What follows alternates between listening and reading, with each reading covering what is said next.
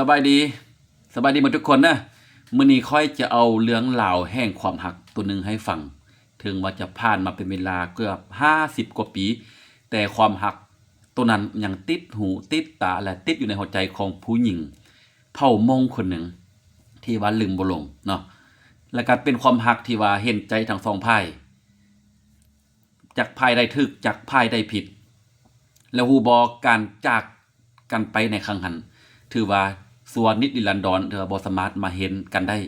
เหลือแต่ความหักและก็ความทรงจำที่ยังฝากไว้อยู่ในห้วงลึกของหัวใจของผู้หญิงเผ่ามงคนหนึ่ง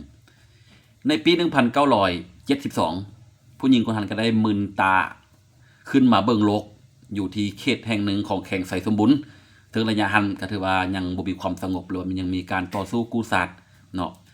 แล้วปี 1975 พอของลาวก็ได้จากลาโลกนี้ไปโดยที่เรามีอายุเพียงแค่3ปีเนาะหลังจากนั้นก็ถือว่ามีการยึดอำนาจและก็ปลดปล่อยถือว่าในช่วงนั้นเนาะการเมืองของลาวเฮาก็ยังถือว่ายังอยู่ในขั้นละเอียดอ่อนเนาะบางคนก็อยู่บ่อนเก่าบางคนก็ถือว่าออกนอกประเทศเจ้าไปหันเจ้าไปนี่เนาะในหันครอบครัวของลาวก็ได้ไปตามกระแสของสังคมที่ว่าได้ออกไปอยู่ประเทศที่2ก็คือประเทศไทยโดยว่ามีลาวแด้แล้วก็มีน้องสาวแล้วก็แม่ซึ่งตอนหันอายุเราก็ได้แต่3ปีเท่านั้นเนาะจุดประสงค์เป้าหมายฮอดประเทศไทยแล้วก็เพื่อจะเดินทางต่อไปประเทศที่3ก็คือไปสหรัฐอเมริกาหลังจากที่หันก็ได้เดินทางมาเกือบ6 มื้อ 6 คืนตามที่เราให้ฟังจึงมาฮอดปากสันเพื่อจะข้ามไปบ้านแพงสู่ซุนวินัยบ่อนที่ว่าอพยพหลายๆชนเผ่าไปเต้าลมอยู่หันอยู่ใน2ระยะหันหลังจากคันอยู่หันเนาะการสัมภาษณ์หรือว่าการอยากไปเนื่องจากว่าบ่มีพี่น้องแล้วก็บ่มีผู้ที่รับรองรับประกันเอาจนอยู่หันจนฮอดปี 1982 เนาะ 1982 ในหันเราอายุเราก็ถือว่าเข้ามาได้ประมาณ12 ปีแล้วเนาะเราได้12 ปีแล้วเรามาอยู่หันน่ะแต่เราบ่ได้ไปเนาะบ่ได้ไปก็เลยทางการเพิ่นก็ได้ส่งกลับแม้เราแล้วก็น้องสาวเรากลับขึ้นมาอยู่เขตดังกล่าวอีกแต่บ่แม่นอยู่บ้านดังกล่าวแล้วแต่อยู่เขตดังกล่าวของแขวงไสสมบุญมาอยู่หั่นเป็นบ้านของชนเผ่าลาวเถิงเด้อชนเผ่าลาวเถิงถือว่าเพราะว่าบ้านดังกล่าวหั่นถือว่ามันแตกสึกแล้วถือว่าคนหนีหมดอันบ่อนอันอยู่แต่เก่าแต่เราก็มาอยู่บ้านใหม่ถือว่าบ่ห่างจากบ้านเก่าอันปานใดแต่ก็อยู่บ่ได้แล้วบ้านเก่าก็เลยมาอยู่นำพี่น้องเผ่าลาวเถิงในปี 1984 แม่ของลาวเนาะได้พาเราอยู่บ้านดังกล่าวโดยมีเฮือนน้อยๆแต่ว่าด้วยความทุกข์ยาก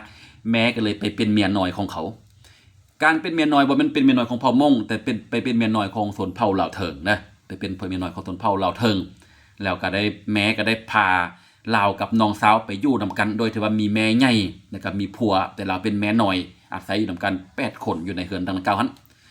การอยู่หันถือว่าการใช้ชีวิตนี่ถือว่ายุ่งยากหลายที่สุดเลยเนาะเพราะว่าระยะหันก็ถือว่ามีเรื่องความทุกข์ยากทุกข์จนบ่ให้เว้าเลยถึงว่าจะอันอยู่อันกินมีหลายแต่ว่าเรื่องข้าวน้ำสัมปานี่ยังยากแล้วก็การสื่อสารด้านภาษาเพราะว่าเราอายุ12 ปีถือว่าบ่ฮู้ความลาวจักน้อยเลยเว้าแต่ภาษามงกับน้องสาวเราอยู่หั่นเนาะอยู่ไปอยู่มาพอดีได้ 1986 เนาะ 1986 หั่นถือว่า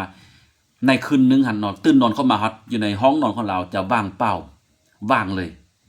บ่เห็นแม่แล้วก็บ่เห็นน้องสาวจักว่าไปไสบ่ฮู้เนาะเราก็คิดว่าต้องแม่นไปหากินตามปกติเราก็บ่ได้ใส่ใจ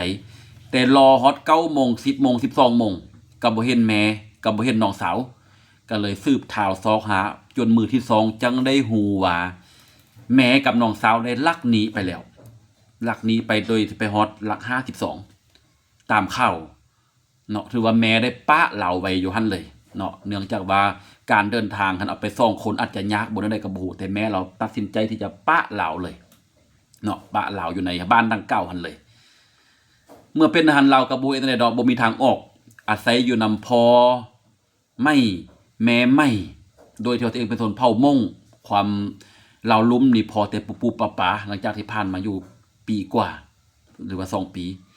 ก็จำเป็นได้ใส่ชีวิตอยู่หั่นในต้นหันลาวก็ถือว่าเริ่มเป็นสาวเนาะเป็นสาวมงหลีได้เป็นสาวเผ่ามงคนเดียวและคน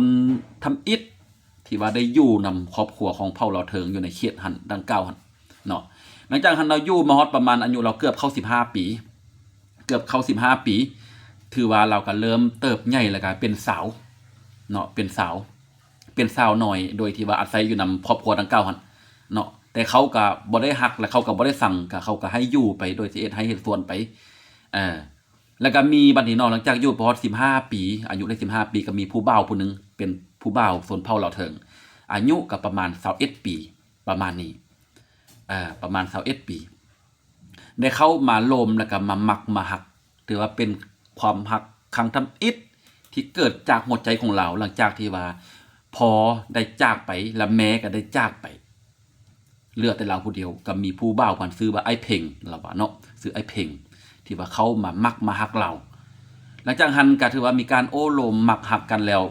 ถือว่าเราบ่มีพ่อมีแม่ก็เลยอาศัยทางพ่ายพุ่นเป็นพ่อเป็นแม่ให้เป็นพ่อแม่ให้เป็นพ่อแม่พี่เลี้ยงให้ตกลงมาฮักกันแล้วก็ถือว่าไอ้เพ่งนี่ก็ได้เอาพ่อแม่มาสู้ขอเนาะมาสู้ขอโดยที่ว่ามาสู้ขอแล้วบ่ทันได้ไปอยู่นำเขาได้มาสู้ขอแล้วก็อยู่ในเฮือนหั่นเนาะอยู่ในเฮือนดังเก่าหั่นเพราะว่าไอ้เพ่งตัวหันเป็นทหารแล้วเนาะเป็นทหารแล้วมาสู้ขอในสมัยหันเนาะการที่ว่าจะอยู่นอนนำกันเนาะกันอยู่นอนนำกันนี่มันจะผิดฮีตถ้าบ่ได้มีการว่าเอาเสื้อขึ้นหิ้งบ่หรือว่าเฮ็ดตามฮิตของถูกต้องแต่ว่าเขาก็ยังได้หลักนอนนำกัน2 ครั้งที่เราเล่าให้ฟัง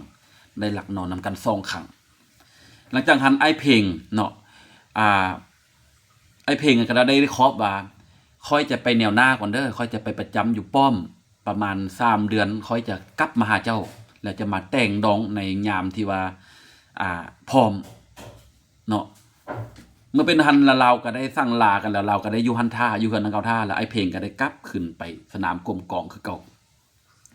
อยู่ในบ้านหันเนาะหลังจากหันเราก็รอคอยจาก3 เดือนเป็น6 เดือน6 เดือนเป็น9 เดือนเป็น1 ปีบ่ได้ข่าวของไอ้เพลงเลยว่าไอ้เพลงอยู่ไสคือบ่มาเนาะประจวบเหมาะกับในช่วง1987เนาะถือว่ายังมีการอพยพหรือว่าคนย้ายจากพี่น้องอ้อมข้ามตนไปไทยเพื่อไปประเทศที่3คือเก่าลาวสิอยู่ท่ากับบ่ฮู้ว่าไอ้เพลงกันหยังสิมาหาลาวบ่หรือลาวสิไปนำขบวนเพื่อออกสู่ประเทศที่2ที่